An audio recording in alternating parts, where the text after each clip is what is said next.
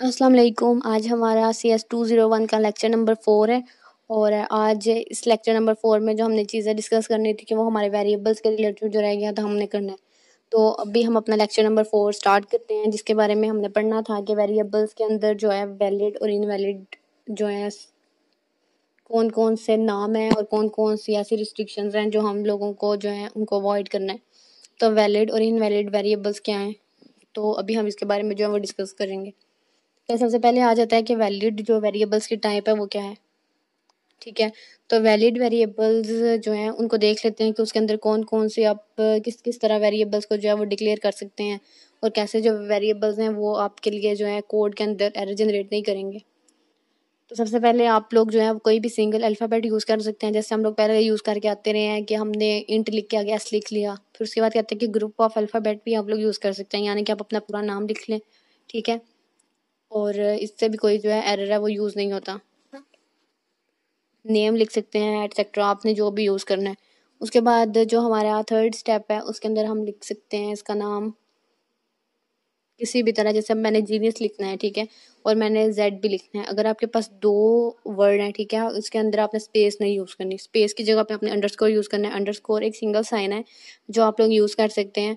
इसके अलावा आप कोई और भी साइन जो है वो यूज़ नहीं कर सकते।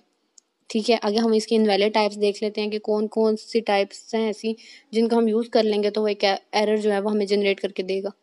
सबसे पहले कि आप इसके साथ कोई जो है ना ये एट द रेट वाला साइन यूज़ नहीं कर सकते। आप कोई भी साइन यूज़ नहीं कर सकते, चाहे वो हैशटैग का साइन है आप वो भी यूज़ नहीं कर सकते।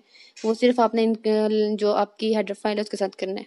ठीक है, उसके बाद आपके पास कोई भी साइन आ जाए आपने परसेंटेज का साइन नहीं यूज़ करना। उसके अलावा स्टेरिक यूज़ नहीं करना और किसी भी जगह पे कोई भी साइन यूज़ नहीं करना। जो इसके कीवर्ड्स हैं उसके साथ जो उन्होंने लिखे हुए हैं वो आप कर सकते हैं, लेकिन आपको जो एक साइन अलाउ है वो है जस्ट अंडरस्कोर।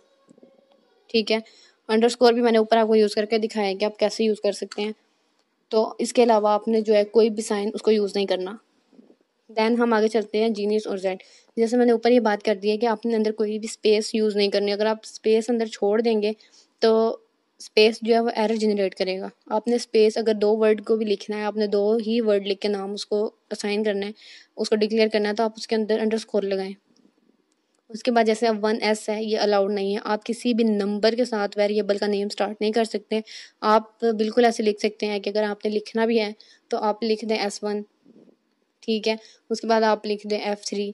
तो इस तरह अगर आपने कोई नाम देना है तो आप दे दें एटसेट्रा, लेकिन अगर आपने स्टार्ट में कोई नंबर लिख दिया तो ये एरर जनरेट करेगा। अगर आपने नंबर यूज़ करना है तो आप नंबर यूज़ करें बिल्कुल, लेकिन आप उस नंबर को अपने जो है अल्फ़ाबेट या आपने कोई भी अगर वर्ड लिखा है तो उसके दरमियान में यूज़ कर लें। ठीक है, उसके सेंटर में यूज़ करें, एंड पे यूज़ करें, लेकिन उसके जो है स्टार्ट में उसके फ्रंट पे यूज़ आपने बिल्कुल नहीं करना, क्योंकि ये एरर जनरेट करेगा। और पेपर में आप देखेंगे कि कई जगह पे उसने लिखा हुआ दिया होगा और आपको कहेगा कि वो आप ठीक करके दिखाएं, तो ये भी अलाउड नहीं है, आपने इसका भी ख्याल रखना है। तो ये थे वेरिएबल्स के वैलिड और इनवैलिड रूल्स जो आपने याद रखने हैं। और पेपर में जब भी कोई दे रूल देखने के लिए तो आपने ये सारा सिंटैक्स एक दफ़ा देख लेना है और अपना जो कोड है उसको ठीक करके बता देना है।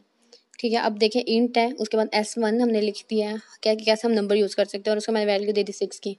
ठीक हो गया, ये मैंने एक लाइन के अंदर डिक्लेयर भी कर दिया और उसको इनिशियलाइज भी कर दिया। यानी कि आप जो है एक ही लाइन को एक ही इंटीजर टाइप दे के, ठीक है, उसके साथ उसका वेरिएबल उसको दें और उसके साथ ही उसकी वैल्यू उसको साइन कर दें। जैसे हमने पहले दो लाइनों पे अलग अलग किया था, आप इसको एक सिंगल लाइन पे भी कर सकते हैं। ये ना हो कि पेपर में वो पूछ लें तो आप लोग कहें कि ये तो एरर जनरेट हो गया है, ऐसा तो था ही नहीं। तो ऐसा नहीं होता। आप इसको आपको मैं सी आउट करके दिखाऊंगी S1 और सेमी कॉलन, तो आप देखेंगे कि ये जो 6 की वैल्यू है वो हम स्क्रीन के ऊपर डिस्प्ले हो जाती है। तो अब हम सी इन को देख लेते हैं। सी इन हमारा रह गया था, तो सी इन क्या होता है, हमने पहले लेक्चर में इसको देखा था कि इसको हम लोग यूज़ करते हैं इनपुट लेने के लिए। ठीक है, तो हम इंट एस के नाम से एक वेरिएबल डिक्लेयर कर लेते हैं। ठीक है, उसके बाद मैं सी इन कर रही हूँ वैल्यू एस की। ठीक है, तो मैंने सी इन एस कर दिया और इसके अंदर आपने कोई भी नंबर ही देना है। तो स्क्रीन के ऊपर यूज़र को बताना है कि आप हम उसे क्या चाहते हैं। ठीक है, तो उसको बताने के लिए आपने जो है एक यूज़ कर लेना सी आउट, और सी आउट के ऊपर आप लेस देन और देन आगे लिखते हैं कि कोटेशन मार्क्स के अंदर, ठीक है, टाइप एनी नंबर। तो कोटेशन मार्क्स के अंदर आपने इतना लिख देना है और सेमीकोलन एंड पे लगा देना है। तो अगर मैं एंड लाइन लगा रही हूँ, इस तरह एंड लाइन नहीं लगानी, ठीक है। क्योंकि मैंने एक दफ़ा देखा था कि पता नहीं CS101 में मैंने देखा है, वो किसी ने इस तरह लगा दिया और मुझसे पूछ रहा था कि मैम इसके अंदर तो एरर आ गया है। तो ये ऐसे नहीं लगेगा, आपने एंड लाइन जो है उसके अंदर लगानी है और उसके बाद करना है। इसको मैंने ऊपर कर दिया और अब मैं इसको कंपाइल एंड रन करती हूँ और अब हम स्क्रीन के ऊपर शो भी होगा।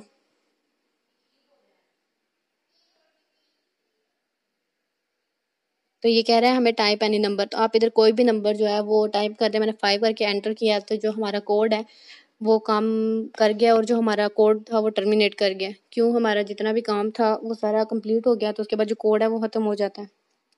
तो इसको थोड़ा सा अच्छा दिखाने के लिए मैंने एंड पे एक कॉलन लगा दी और मैंने एंड लाइन को ख़त्म कर दिया ताकि नंबर हम आगे लिखें। तो इसको अब कंपाइल एंड रन करेंगे तो इसके अंदर देखें डिफरेंस आ गया, आगे कॉलन लगा हुआ है, थोड़ी सी स्पेस के बाद वो हमसे पूछ रहे हैं, ठीक है। इसके अंदर अगर मैं 7 लिख के एंटर करती हूँ तो जो हमारा कोड है वो टर्मिनेट कर देता है, फिर हमारा जो कोड है वो ख़त्म हो गया। तो सी इन करना भी हमने सीख लिया है। तो इसके बाद जो एक चीज़ है वो हम आगे करेंगे, हम प्रैक्टिस करेंगे कि अगर हमें वो फॉर्म बनाने का कह देंगे तो हम फॉर्म कैसे बनाएंगे, या फिर वो हमें कहे कि यूज़र से उसकी VUID लेके दो, या फिर यूज़र से उसकी कोई भी इंफॉर्मेशन लेके दो, उसकी एज, उसका जेंडर वगैरह, तो हम उसको जो है वो कैसे लेंगे और कैसे डिस्प्ले करवाएंगे। तो इस तरह की चीज़ें भी पेपर में पूछ सकते हैं, ठीक है। तो आप लोगों ने नेक्स्ट लेक्चर तक का वेट करना है, फिर हम उसके अंदर जो है ये सारी चीज़ें देखेंगे फर्दर। और do like, comment and share. और जब तक नेक्स्ट वीडियो नहीं आ जाती, अल्लाह हाफिज़।